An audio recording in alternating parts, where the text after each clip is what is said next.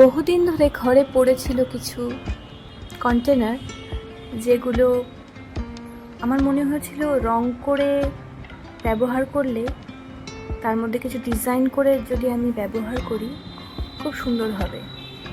এবার অনেক দিন বলতে অনেক দিন, 4-5 বছর ধরে পড়েছিল। মাঝে কিছুটা সময় হাতে পেয়ে আমি ওগুলোকে রং করতে বসেছিলাম।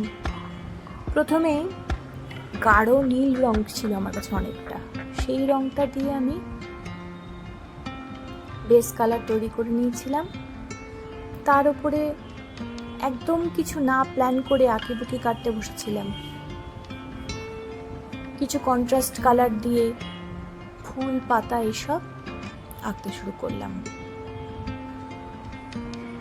ফুলগুলো যত ব্রাইট করা যায় করার ইচ্ছে ছিল আমার। অ্যাক্রিলিক কালার দিয়ে যেহেতু রং করছিলাম, তাই প্রথমে গাঢ় রং, তারপর আবার একটু হালকা রং, যেমন নীল রঙের বিভিন্ন শেড ব্যবহার করছিলাম নীলের ওপরে, আবার সবুজের, লালের, এরকম কাজ চলছিল। তো একেবারেই র্যান্ডাম কাজ, মানে কোনো পরিকল্পনা না করেই, যেটা আগে বলেছি।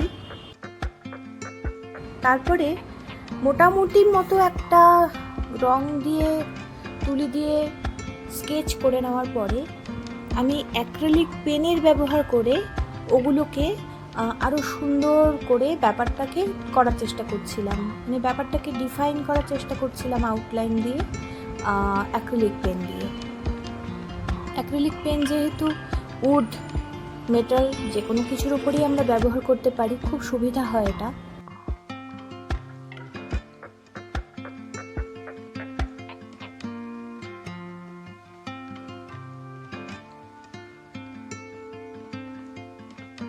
এটা বেশ একটা, আমি বলবো একটা ধ্যানের মতো, মেডিটেটিভ একটা ব্যাপার। ধ্যান তো মনোনিবেশ ছাড়া আর কিছু নয়। তো একটা কাজ যদি ভীষণ মন দিয়ে করা যায়, অন্য কিছু না ভেবে, অন্য সব কিছু ভুলে এক মনে কোনো একটি কাজ করাটাও তো ধ্যান। তো যারা রং, তুলি এগুলো ভালোবাসেন, তাদের জন্য রং তুলি নিয়ে কাজ করাটাও তো একটা ধ্যান। তো ভীষণ একটা ভালো লাগা দেয় বিভিন্ন রং যখন যে কোনো সারফেসে ফুটে ওঠে, তখন একটা ভেতর থেকে একটা অসম্ভব ভালো লাগা দেয়। তখন ছিল শীতকাল, দক্ষিণের জানলা দিয়ে বেশ একটা রোদ আসছিল দুপুরবেলা, আর এই কাজটা বসে করতে বেশ ভালো লাগছিল।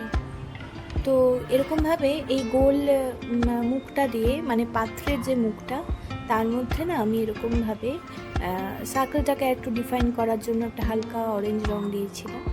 আর এটা হলো একটা লম্বা কৌটো, যেটাকে আমি সাথে সাথে রং করছি বা কারুকার্য করছি, যাতে তারই মুখ। তো এই মুখটাকেও একটু ডিজাইন করছি পুরো ব্যাপারটাকে। তো অ্যাক্রিলিক পেন দিয়ে সেখানেও কিছু কারুকার্য করে নিচ্ছি, আলপনার মতো ডিজাইন করে নিচ্ছি। হালকা হলুদ একটা রং দিয়ে কিছু কারুকার্য যেমন মনে আসছে, মানে মনে যেমন যেমন আসছে তেমন তেমন কলকা করে নিচ্ছিলাম। বেশ একটা ভালো লাগার। আলপনা করতে তো আমার ভীষণই ভালো লাগে। আলপনা করাটা আমার খুব একটা ছোটোবেলা থেকেই একটা খুব ভালো লাগার কাজ আর কি। তো মা সেই কোন ছোটোবেলায় আমাকে আলপনা দেওয়া শিখিয়েছিল। তো আলপনাটা আমার খুব ভালো লাগার কাজ। এটা হলো কিছু কৌটোর মুখ, সেগুলোতে আমি বাদামি রং করে তার উপরও কিছু কারুকার্য করে নিয়েছিলাম।